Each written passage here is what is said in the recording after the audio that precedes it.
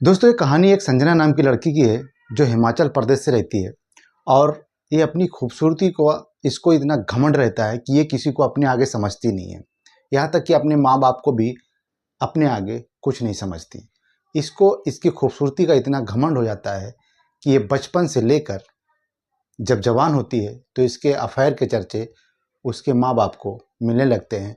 और इनके माँ बाप इस लड़की से इतना परेशान हो जाते हैं कि वो अपने खाना पीना छोड़ देते हैं। और वो इतना परेशान हो जाते हैं कि करूँ तो क्या करूँ, क्योंकि वो अपने माँ बाप की एकलौती लड़की थी और वो उसके कारनामे एक के बाद एक बढ़ते ही जा रहे थे। थक हार कर उसके माँ बाप ने सोचा कि क्यों ना हम इसकी शादी कर दें, नहीं तो ये मेरा नाक कटवा देगी। इससे पहले कि ये समाज में मेरे नाम को बदनाम करे, इससे पहले मैं इसकी शादी करवा दूं और इसको इसके ससुराल भेज दूं। ये सब होता रहता है। माँ बाप लड़का ढूंढने लगते हैं और जिस किसी लड़के को वो ढूंढ कर इसके साथ रिश्ता लगाने की सोचते हैं, ये लड़की उस सारे रिश्तों, उन सारे लड़कों को कुछ ना कुछ कमी निकाल कर उनको मना कर देती है, उनकी बेइज्जती करती है और अपने घर से ऐसे ही वापस कर देती है।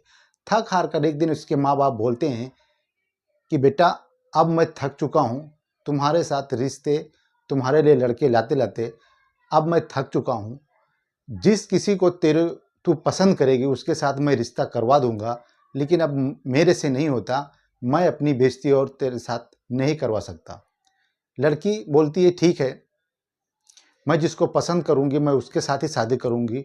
माँ बाप भी हार जाते हैं क्योंकि ये एकलौती लड़की रहती है और बचपन से इसको बहुत लाड प्यार से पाला गया था, इसके लिए वो बिगड़ गई थी।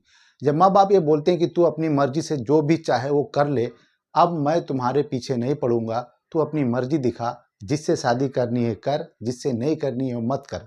लड़की जब अपने माँ बाप से छूट पा जाती है तो ये हवा में उड़ने लगती है, या यूं कहें कि पापा की परी अब आसमान में उड़ने के लिए तैयार हो चुकी थी। क्या है माजरा, ये लड़की किससे शादी करती है और क्या होता है इसके साथ, कहानी में आगे बढ़ते हैं। तो दोस्तों, कहानी में एक छोटा सा रिक्वेस्ट है कि वीडियो अगर अच्छी लगेगी तो आप लाइक करना, और मेरे नए चैनल पे आप लोगों का स्वागत है तो उसको सब्सक्राइब जरूर कर लें। तो दोस्तों, ये कहानी है हिमाचल प्रदेश के एक छोटे से गांव की, कुल्लू की, जहां पे एक रंजना नाम की लड़की जो हद से ज़्यादा खूबसूरत होती है और वो अपने आस पड़ोस वालों को कुछ भी नहीं समझती है। वो किसी को कुछ भी बोल देती है, उसके मुंह में जो भी आता है वो सब बोल देती है। उसके माँ बाप थक हार कर उसकी शादी लगाने की सोचते हैं। अपने रिश्तेदारों से, अपने पास पड़ोस वालों से बोलते हैं कि कोई लड़का होगा तो बताओ, मैं इसकी शादी करवा दूंगा। वो लड़की 12वीं तक पढ़ी थी, उसके हिसाब से कोई रिश्ता उसको पसंद ही नहीं आ रहा था। वो इतनी फैशनेबल थी, मॉडल टाइप की लड़की थी, उसके हिसाब से कोई लड़का उसको पसंद ही नहीं आ रहा था। किसी को काला बता देती थी, किसी को कम पढ़ा बता देती थी, किसी की हाइट छोटी है बता देती थी, किसी को मोटा बता देती थी। सारे लड़के आज तक जितने उसके माँ बाप ने उसके पास दिखाने की कोशिश की, सबको किसी न किसी कमी के कारण उसने रिजेक्ट कर दिया। और लड़के जो थे वो हर कोई उसको पसंद कर लेता था। दोस्तों, कहानी आगे बढ़ती है। एक दिन माँ बाप को एक टीचर की नौकरी करने वाला शख्स मिलता है और वो बोलता है कि मैं तुम्हारी लड़की को पसंद करता हूँ, मैं तुम्हारी लड़की की शादी कर लूँगा। वो पैसे वाला था, उसके सैलरी भी ज़्यादा थी, तो उसके माँ बाप अब सोचते हैं कि हो ना हो, मेरी लड़की संजना हो सकता है इसे शादी कर ले। वो बहुत खुश होते हैं कि चलो ये भी करके देख लेते हैं एक बार। वो लड़की के पास उस लड़के को लेके आते हैं। लड़की उसको मोटा बोल के रिजेक्ट कर देती है और बोलती है इसका पेट बहुत निकला हुआ है, ये बहुत मोटा है, मैं इसके साथ शादी नहीं कर सकती। मास्टर जो टीचर की नौकरी करता था वो संजना से समझाता है, बोलता है कि मेरे पास पैसे हैं, सब कुछ है, आप मेरे से शादी कर लो। रही बात पेट की, मैं एक्सरसाइज करूँगा, आपके लिए मैं फिट होकर दिखाऊँगा, आप उसकी चिंता मत करो। लेकिन संजना नहीं मानती है और उस मास्टर को भी रिजेक्ट कर देती है। ये सुनकर माँ बाप एक बार फिर पागल हो जाते हैं। वो सोचने पे मजबूर हो जाते हैं कि लड़की का करूँ तो क्या करूँ। उस लड़की के ऊपर गुस्सा करते हुए उसको घर से बाहर भाग मतलब निकालने की कोशिश करते हैं, लेकिन लड़की जो ज़िद्दी थी, क्योंकि उसको ज़िद्दी उनके माँ बाप ने ही बनाया था, वो बिगड़ चुकी थी। और ये सब सोचने के बाद उसके माँ बाप बोल देते हैं कि बेटा तू अब जिससे चाहे शादी कर ले, मैं तुझे आज के बाद कुछ नहीं बोलूँगा। हमारी गलती हुई, हमने इतने सारे लड़कों को तेरे सामने बेइज्जत होते हुए देखा है, लेकिन अब मेरे से बर्दाश्त नहीं होता, तू जिससे शादी करना चाहे तो कर ले। लड़की को जब माँ बाप ये छूट दे देते हैं तो लड़की अपनी सहेलियों, अपने फ्रेंड में बोलती है कि अब मैं लव मैरिज करूँगी, और वो लव मैरिज का सपना देखने लगती है। अपनी सहेलियों में बड़ी-बड़ी डींगे मारती है कि देखो हमारे माँ बाप ने हमको इतनी बड़ी छूट दे दी है, और मैं जिससे चाहूँ मिल सकती हूँ, जिससे चाहूँ बात कर सकती हूँ, और जिससे चाहूँ उसके साथ शादी कर सकती हूँ। लड़कियों को जलाती कि देखो तुमने अरेंज मैरिज कर ली, तुम्हारा आदमी ऐसा है, तुम्हारा हस्बैंड ऐसा है, तुम्हारा पति ऐसा है, तुमने अपनी पसंद से शादी नहीं की। उन लोगों को चिढ़ाती थी और उन लोगों के ऊपर हंसती थी। लड़कियों को बहुत गुस्सा आता था, लेकिन उनको भी पता था कि ये बिगड़ी हुई औलाद है, इसको कोई तो कोई होगा जो इसको सुधार सकता है। होते करते उसके रिश्तेदार में एक शादी का फंक्शन होता है, वो वहाँ पे 5 दिन के लिए जाती है। बहुत सारे मेहमान आए हुए थे, और उस मेहमान में एक मुंबई से एक लड़का गया हुआ था जिसका नाम प्रिंस था। वो देखने में एकदम दुबला पतला, उसके बड़े बड़े बाल थे और नाक उसका छेदा हुआ था, उसने नाक में बाली पहनी थी और गले में टैटू, यानी कि फुल छपरी टाइप का वो लड़का था। उसको बोले तो शुद्ध छपरी टाइप का लड़का हुआ था वो।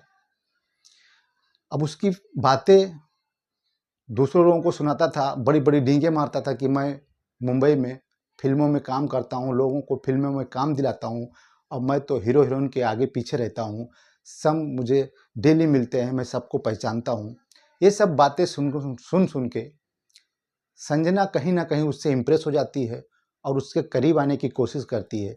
धीरे धीरे दोनों में नज़दीकियाँ बढ़ती है और दोनों में थोड़ी थोड़ी बातें होने लगती है। वो लड़की प्रिंस को पूछती है, क्या तुम मुझे फिल्मों में काम दिला सकते हो?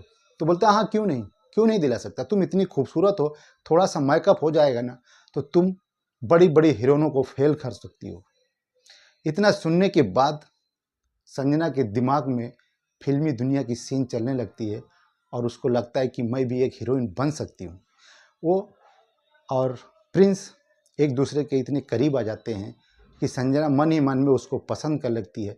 लेकिन प्रिंस एक खेला हुआ लड़का था, वो बहुत दुनियादारी कर चुका था।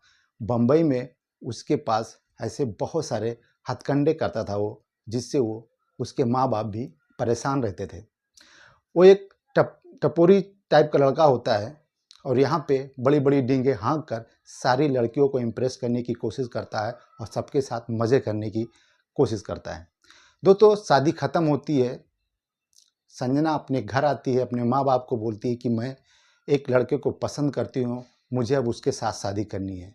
और वो लड़का वो फला शादी में हमको मिला था जो बम्बई में रहता है। इतना सुनने के बाद माँ बाप खुश होते हैं और जिस रिश्तेदार के वहाँ वो लड़का आया हुआ था उसको फ़ोन करते हैं कि भाई ऐसा कौन सा लड़का है जिसको हमने नहीं देखा और मेरी लड़की उसको पसंद करने लगी है, ऐसी क्या खूबी है उस लड़के में।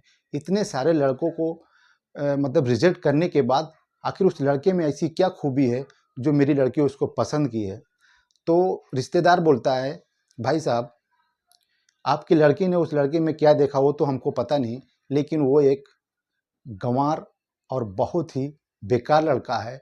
हो सके तो अपनी लड़की को समझा लो, वो उससे शादी ना करे तो ही अच्छा है, क्योंकि वो मुंबई में बहुत उल्टे सीधे काम करता है और वो आपकी लड़की को बर्बाद कर देगा, आपकी लड़की कहीं की नहीं रहेगी।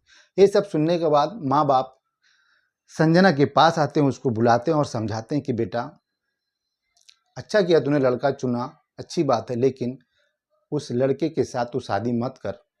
लेकिन संजना नहीं मानती है और बोलती मैं शादी करूंगी तो उसके साथ ही करूंगी। फिर माँ बाप, क्योंकि वो उस लड़की से हारे हुए थे कि मैं जिससे चाहेगी उससे साथ शादी करवा दूंगा, तो वो लोग उसकी शादी उसके घर वालों यानी कि उसके लड़के से बात करते हैं, घर वालों से बात करते हैं और थक हार कर वो माँ बाप अपनी लड़की की शादी उस प्रिंस नाम के लड़के के साथ कर देते हैं। लड़की की शादी करते हैं, संजना प्रिंस के साथ मुंबई आती है। कुछ दिन तो बहुत अच्छा चलता है, प्रिंस संजना को लेकर Juhu Chowpatty, gate of India और दुनिया भर की चीज़ें दिखाता है मुंबई की। संजना बहुत खुश होती है। धीरे धीरे प्रिंस अपना कलर दिखाना चालू कर देता है, यानी कि अपना रंग दिखाना चालू कर देता है।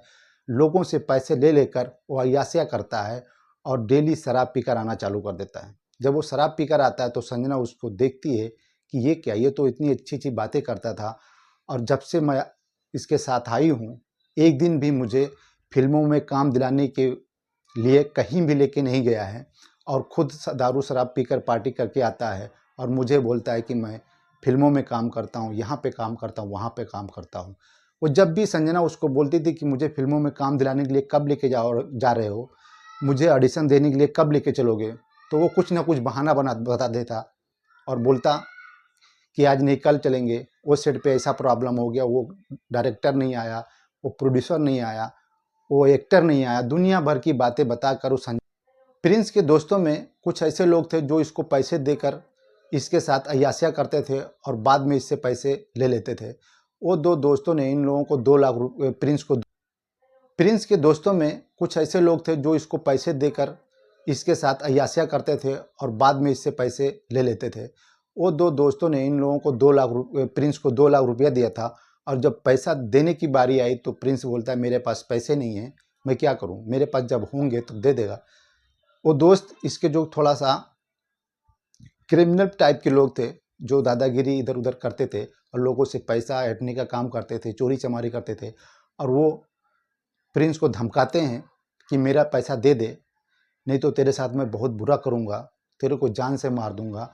प्रिंस डरता है और दूसरे दिन दारू शराब पीकर घर पे आता है और फिर अपनी बीवी को मारता-पीटता है, माँ-बाप को गाली देता है। ऐसे होते करते 1-2 दिन बीत जाता है। तीसरे दिन वो लोग इसको फिर पकड़ लेते हैं और उसको पता था कि इसकी बीवी बहुत ज़्यादा खूबसूरत है, तो वो उसकी बीवी पर नज़र डालते हैं और बोलते हैं कि तू अगर पैसा नहीं दे पाता है, तो अपनी बीवी को मेरे साथ एक रात बिताने को बोल, मैं तेरा सारा पैसा माफ़ कर दूँगा। प्रिंस नशे में था, ये सब सुनकर वो सोचता है कि चलो कोई नहीं, मैं तो कभी उससे प्यार किया नहीं, मैं तो उसको फँसा कर लेके आया था, उसको झूठी-झूठी बातों में फँसा कर लेके आया था, मैं तो उसको कभी अपने दिल से बीवी माना ही नहीं, तो क्या होता है, चलो एक बार इन लोगों के पास भेज देता हूँ, मैं सारा कर्जा उतर जाएगा और मैं इन लोगों से छुटकारा पा जाऊँगा। वो घर पे जाता है, संजना के पास बैठता है और उसको समझाता है कि कल तुमको एक ऑडिशन देने जाना है और बहुत अच्छी फ़िल्म बन रही है, उसमें तुमको लीड हीरोइन लिया जाएगा। इतना बोलकर संजना को बोलता है तो संजना बहुत खुश हो जाती है, उसको गले लगा लेती है, बोलती तुम बहुत अच्छे हो, तुमने हमको फ़िल्मों में काम दिलाने की इतनी बड़ी कोशिश तो की। संजना उसके कल होने वाले कांड से बेफ़िक्र थी, वो उसको खुशी-खुशी रात में अच्छा-अच्छा खाना खिलाती है और उसके साथ आराम से बातें करते हुए सो जाती है और सुबह जब होता है तो तैयार होने लगते हैं, तो प्रिंस की माँ बोलती है, "कहाँ लेके जा रहा है इसको?" प्रिंस के बोलने से पहले ही संजना बोलती है, "माँ, मुझे एक फ़िल्मों में ऑडिशन देने के लिए लेके जा रहे हैं, आप चुप रहिए और मैं इनके साथ ऑडिशन देके कुछ फ़ोटो शूट करवा के आती हूँ, ये बहुत बड़े डायरेक्टर से बात करके आए हैं।" माँ बोलती है कि तू बेटा नहीं समझती है, ये बहुत बिगड़ा हुआ आदमी है, ये तेरे को ले जाकर किसी के साथ बेच देगा, तू अभी इसको नहीं जानती है। इतना बोलते हुए संजना अपनी सासू माँ के ऊपर बोलती है, मम्मी आप टेंशन मत लो, प्रिंस के ऊपर मुझे भरोसा है और आज मैं ऑडिशन दे के ही आऊँगी। इतना कहकर दोनों साथ में निकल जाते हैं। प्रिंस जो कि पहले से पिया हुआ था और एक फार्म हाउस पे लेके जाता है जहाँ पे 2 लोग पहले से उसका इंतज़ार कर रहे थे। प्रिंस अपनी बीबी संजना को उन लोगों के पास भेज देता है और खुद बाहर बैठ के दारू पीने लगता है। संजना जब वो दोनों लोगों के पास जाती है, वो उनको देखती है, तो वो भी इसी के कैटेगरी के थे, मानी कि वो भी टपोरी टाइप के लोग थे। किसी का फार्म हाउस था वो, वहीं पे वो बैठे हुए थे, दारू शराब पी रहे थे। संजना जब उनके सामने पहुँचती है तो बोलती है कि नमस्ते करती है, अपनी इज्जत जो भी उनको रिस्पेक्ट देना था वो देती है और अच्छे से बात करने की कोशिश करती है। वो लोग भी उसके नमस्ते का जवाब देते हैं। फिर बोलते हैं, एक बेंच था, मतलब एक सोफ़ा था, उस पे बैठने को बोलते हैं। वहाँ पे 2-4 लाइटें लगा देते हैं और उसको बोलते हैं, मैं तुम्हारा ऑडिशन लूँगा और मैं जैसे-जैसे बोलता हूँ तुम वैसे-वैसे करना और मैं जैसे बोलता हूँ मेरा सपोर्ट करना, तभी आपका ऑडिशन शूट होगा और मैं ये वीडियो शूट करके अपने से बड़े डायरेक्टर को दूंगा जो आपको फिल्मों में काम देंगे। संजना मान जाती है, वो सोफे पे बैठ जाती है। ये दो उसके साथ गंदी गंदी हरकतें उसको बैठ टच करने की कोशिश करते हैं।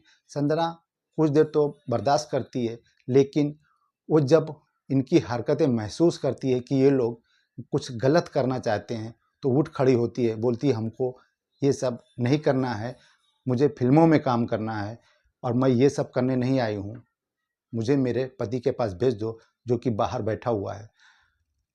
अब वो दोनों सोचते हैं कि ये तो ऐसे मानने वाली नहीं है, तो वो उसको पकड़ते हैं, ज़बरदस्ती उसके साथ ज़बरदस्ती करने की कोशिश करते हैं। संजना कैसे भी करके उन लोगों से बचने की कोशिश करती है और संजना भी पहाड़ी लेडी थी, पहाड़ी लड़की थी, वो हिम्मत वाली थी। वो दोनों को मारती पीटती है, उनके साथ ज़बरदस्ती करने की कोशिश कर रहे थे। वो उनका मुंह नोच कर निकलती है और बाहर भागते हुए एक ऑटो को रुकवाती है और ऑटो में बैठकर अपने घर आती है और अपने सास ससुर को बोलती है, मम्मी पापा आपके लड़के ने मेरे साथ ऐसा किया। तो सासू बोलती है कि बेटा मैं तो पहले ही बोल रही थी कि वो बहुत बिगड़ा हुआ है, वो तुम्हारे साथ कुछ भी कर सकता है, आप नहीं मानी, वो चला गया, ठीक है आने दो उसको, मैं देखती हूँ। इतना होने के बाद